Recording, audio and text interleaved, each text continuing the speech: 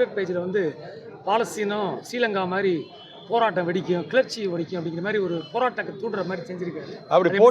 அப்படி போட்டுட்டு அடுத்த நிமிஷமே அதை எதிர்கொள்வதற்கு, அதால் வருகின்ற பக்க விளைவுகளை, பிரச்சனைகளை எதிர்கொள்வதற்கு திராணியற்று அடுத்த சில நிமிடங்களில் அந்த பதிவை நீக்கியிருக்கிறார். இதுதான் இவர்களுடைய வீரம். திரையில் பேசுவது போலவும் மேடையில் பேசிக்கொண்டிருக்கிறார்கள், ட்விட்டர் பக்கங்களில் பேசிக்கொண்டிருக்கிறார்கள். அதனுடைய பின் விளைவுகளை அறியாத ஒரு ரசிக மனப்பான்மையோடு தான் அங்கு அனைவரும் இருக்கிறார்கள் என்பதற்கு இதுவே ஒரு எடுத்துக்காட்டு, ஒரு உதாரணம்.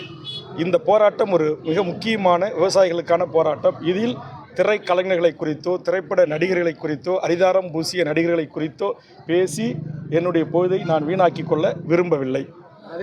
நன்றி.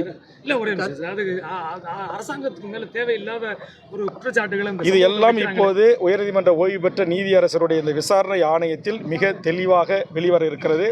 தமிழ்நாட்டினுடைய மூத்த பத்திரிகையாளர்கள் என்று நடுநிலையோடு பேசக்கூடிய அனைவரும் இது விஜய் அவர்களுடைய வருகை காலதாமதம் 7 மணி நேரம் காத்திருந்தாலும், அளவுக்கு மீறிய ஒரே கூட்டம் ஒரே இடத்தில் திரண்டதாலும், தண்ணீர் இல்லாமல் நாவறண்டு மயக்கமுற்று விழுந்த குழந்தைகள், முதியோர்கள், கர்ப்பிணிகள் மீது ஏறி நின்று விஜயனுடைய ரசிகர்கள் புகைப்படம் எடுத்தது, வீடியோ எடுத்தது, விஜயை பார்க்க வேண்டும் என்று முண்டி அடித்தனுடைய விளைவாகத்தான் இந்த உயிர் இறந்திருக்கிறது. அவர்களை காப்பாற்ற வந்த ஆம்புலன்ஸ் ஓட்டுநர்களை தாக்கியிருக்கிறார்கள், கண்ணாடி அடித்து நொறுக்கியிருக்கிறார்கள். ஆக ஒரு ஒழுங்கற்ற, ஒரு தலைமை பண்பு இல்லாமல், ஒரு கட்டுப்பாடற்ற ஒரு ரசிகர் கூட்டமாகவே விஜய் தனது கூட்டத்தை வைத்திருக்கிறார். அவர்கள் முதலில் தன்னுடைய ரசிகர்களை அரசியல்படுத்த வேண்டும். அதற்கு பிறகு அவர்கள் மக்களை சந்திப்பது நல்லது.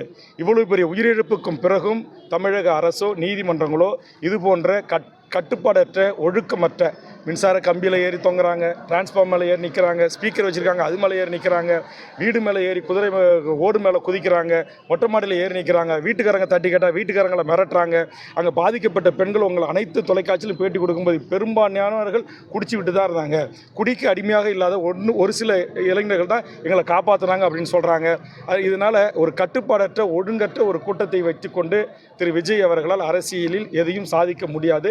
மக்களிடத்தில் நாளுக்கு நாள் அவர் அவப்பெயர் தான் சந்திக்க நேரிடும். அவர் சினிமா துறையில் சம்பாதித்த பேரு புகழ் எல்லாம் இப்போ இந்த நிகழ்ச்சியின் ஊடாக இன்றைக்கு உலகம் முழுவதும் மக்கள் தமிழர்களை பார்த்து, இப்படி தமிழர்கள் இவ்வளவு ஒரு சினிமா பிம்பத்திற்காக ஒரு சினிமாக்காரரை பார்ப்பதற்கு போய் எதுக்கு இந்த பச்சை குழந்தையை கூட்டிகிட்டு போகணும், 1 வயசு குழந்தையை ஏன் தூக்கிட்டு போகணும், கர்ப்பிணி தாய் ஏன் அப்படி போகணுன்றது இன்றைக்கி பொதுமக்களே கேள்வி எழுப்புறாங்க.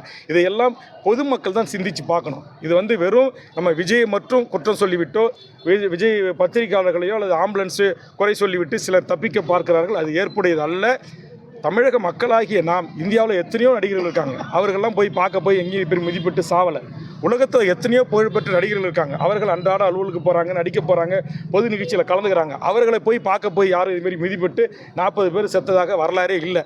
ஆக எவ்வளோ ஒரு பெருமை கொண்ட ஒரு இனம், ஒரு பாரம்பரிய கொண்ட ஒரு இனம், தமிழ் உலக மொழிகளுக்கெல்லாம் தாய்மொழியாக இருக்கிற தமிழை தாய்மொழியாக கொண்ட ஒரு இனம் ஒரு அறிவியல் இன்மையின் தன்மையாக இன்றைக்கு மாறி ஒரு சினிமாக்காரரை பார்ப்பதற்கு அவர் என்னமோ விளையாட்டு காட்டுற மாதிரி குழந்தைகளுக்கு லைட்டை போட்டு ஆஃப் பண்ணுறது, இது என்ன கொடி கட்டி நம்ம ஆம்புலன்ஸ் வருன்றது பேசுறது.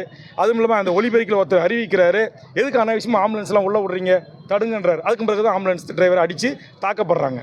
அதில் ஒரு டிரைவர் சட்டை இல்லாமல் ஒரு பெண்ணை கீழே மயக்கத்தில் வந்து அவங்க துணியெல்லாம் கீஞ்சி போச்சு. அவருடைய மானத்தை காப்பதற்கு அவருடைய சட்டையை கட்டி அந்த பெண்ணை காப்பாற்றி கொண்டு போய் ஹாஸ்பிட்டல் அனுமதிச்சு திரும்பவும் மயக்கம் போட்டு தூக்கும் போகிறதுக்கு வராரு. அவரை யாரும் இல்லாத ஏன்டா ஆம்புலன்ஸ் உள்ள வந்து அவரை போட்டு அடிக்கிறாங்க. 3 ஆம்புலன்ஸ் டிரைவர்கள் இப்போது மருத்துவமனையில் அனுமதிக்கப்பட்டிருக்காங்க.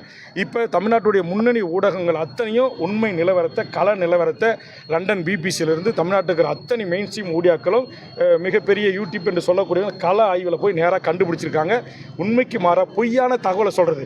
1000 பேர் கத்தியோடு வந்தாங்கன்னு விஜய் ரசிகர்கள் ஃபேஸ்புக்கில் யூடியூப்பில் பேசுகிறது, கழுத்தில் துண்டை போட்டு முறுக்கி எங்களை கொண்டாங்க எங்கள் ரசிகர்களை அப்படின்னு சொல்கிறது, இதெல்லாம் அபத்தமாக இல்லை, இதெல்லாம் அசிங்கமாக இல்லை?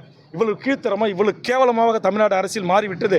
இந்த கீழ்த்தரமான கேவலமான அரசியல் செய்வதை, ரசிகர்கள் என்ற ஒரு கூட்டம் செய்வதை தமிழ்நாட்டில் அனுமதிக்க முடியாது.